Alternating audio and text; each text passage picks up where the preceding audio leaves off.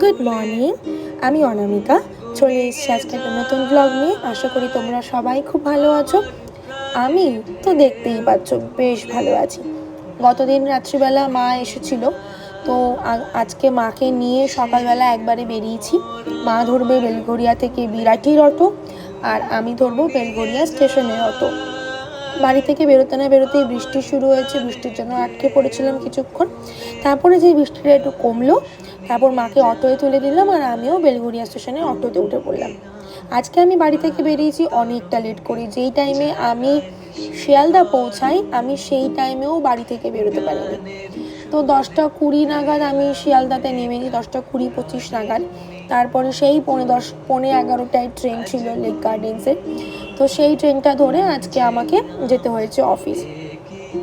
Train মোটামুটি ভিড়ই ছিল, Dumdum cross করে যাওয়ার পর বসতে পেরেছিলাম একদম। লাকিলি আমি জানলা সিটে বসেছিলাম। তারপর দেখো মানুষ নামতে পারে না। আরে ভাই, ট্রেনটা এসে দাঁড়িয়েছে, মানুষগুলোকে নামতে দে, তারপর তো ওঠ। এরা তা করবে না, এরা আগে উঠবে তারপর মানুষ নামবে। যাই হোক, সাউথের ট্রেনে উঠে এই ক্লিপগুলো কিনলাম।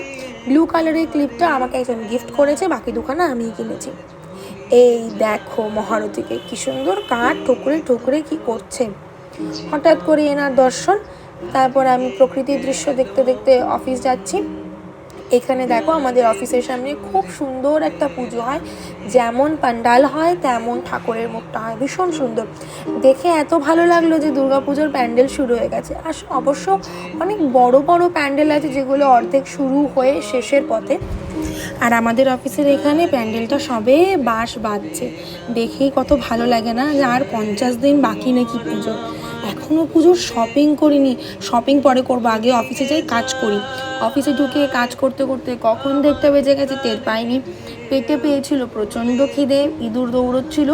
আমি বললাম যে না, আর কাজ না, এবার লাঞ্চ না করলে এবার আমি পড়েই যাব মাথা ঘুরে।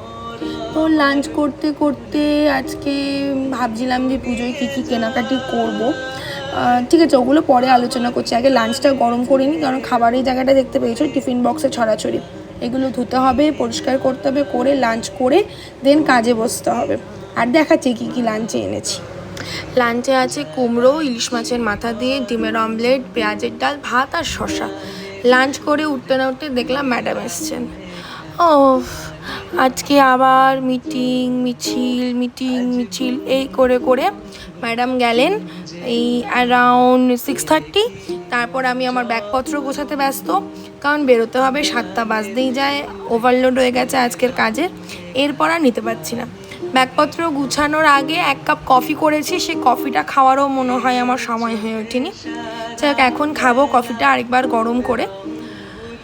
তো টিফিন বক্স ঢোকাচ্ছি, চার্জার ঢোকাচ্ছি, এসব করে সব কাজবাজ কমপ্লিট করে তারপর খেলাম কফি। আর যে ক্লিপগুলো কিনেছি, এটা আর যাই হয় আর কি, নতুন ক্লিপ কিনলে মেয়েরা তো মাথায় চুলে বাঁধবেই না, ক্লিপগুলো পরে ট্রায়াল দেবে। একটা আমার জন্য কিনেছি, আর এই ব্লু কালারের ক্লিপটা আমার দিদির মেয়ের জন্য কিনেছি। আমার একার জন্য ক্লিপ কিনলে চলবে না, যদি কিনি তাহলে ওটা হাইজ্যাক হয়ে যাবে। একটু পরে নিজে দেখে নিচ্ছি কেমন লাগছে, মানে মাথায় ফিট করছে কিনা ক্লিপগুলো, কারণ চুল তো আমার প্রচুর, ওই জন্য মাথায় ফিট করাটা দরকার। 7টা বাজতে না বাজতেই ব্যাগপত্র নিয়ে রেডি হয়ে বেরিয়ে গেছি, কারণ সৌম্যকে আমি বলেছিলাম, সৌম্য বললো দিদি আমি আসছি, তুমি তালা দিও না। কিন্তু আমি বললাম যে না, তালাটা দিয়ে দিই, নিচে আমার ঝামেলা হচ্ছে। তালা ফালা দিয়ে লাইট ফাইট অফ করে সব করে বেরোতে প্রায় 7টা 10।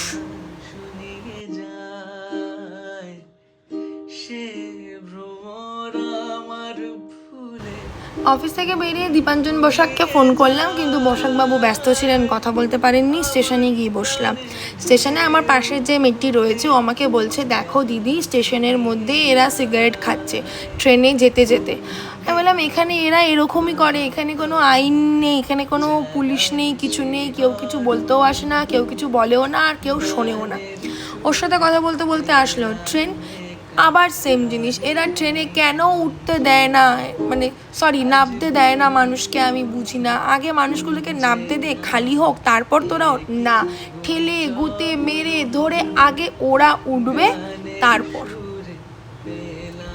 ও আচ্ছা, শিয়ালদা স্টেশনে এখন একটা দেখলাম নতুন ওষুধের দোকান খুলেছে। শিয়ালদা স্টেশনে মোটামুটি জুয়েলারি, তারপর খাবারের দোকান, জামা কাপড়ের দোকান প্রচুর আছে, ঠিক আছে। ইভেন খাবারের মশলা মানে কুকমি মশলার দোকানও রয়েছে। ওষুধের দোকানটা বাকি ছিল, সেটাও খুলে ফেলেছে। আজকে আবার এই বাজে ট্রেনটা আবার দিয়েছে। কি ভিড় মানুষে ওঠে এই ট্রেনে, মানে বেলঘড়িয়া নামাটা একটা স্বপ্ন। কোনো মতে নেমেছি। এই দিদিটা বলছিল তুমি প্যানিক করছো, নামতে পারবে, ঠিক নামতে পারবে। তো ওই দিদিটাকে বললাম যে হ্যাঁ আমি নেমে গেছি, কোনো অসুবিধা হয়নি। তো বেলঘড়িয়া নামলাম, নেমে দিদির মেয়েকে হাইজ্যাক করলাম, করে কারণ ও পড়তে গেছিলো, ওকে ওখান থেকে তুলে বাড়ি গেলাম। বাড়িতে গিয়ে দিদি আবার দীপাঞ্জনের জন্য রাখি এনেছিল। দীপাঞ্জন এসেছিল কিছুক্ষণের জন্য, প্রায় 10-15 মিনিটের জন্য। ও রাখিটা পরেই দৌড় বাড়ি চলে গেছে। ওই যে বললাম গুড্ডির শরীর ভালো না, তো ওর জন্য ডাক্তারের কাছে দৌড়াদৌড়ি করতে হচ্ছে, তো বাড়ি চলে গেছে। এরই মধ্যেখানে আমার দিদির মেয়ে বলছে আমার প্রজেক্ট আছে, আমাকে নেফ্রন এঁকে দিতে হবে। এই যে সেই নেফ্রন, কোন জন্মে সায়েন্স ফেলে এগিয়ে চলে এসেছি, লাইফ সায়েন্স, ফিজিক্যাল সায়েন্স, তখন আঁকতাম এসব। এখন আর প্র্যাকটিস নেই। ওই আঁকা মনে হয় আমি ওইটুকু ছোট্ট একটা আঁকা আমি 2 ঘন্টা ধরে এঁকেছি বসে বসে। আর আমাকে ইরেজার দিয়েছে, দেখো এটা নাকি ইরেজার।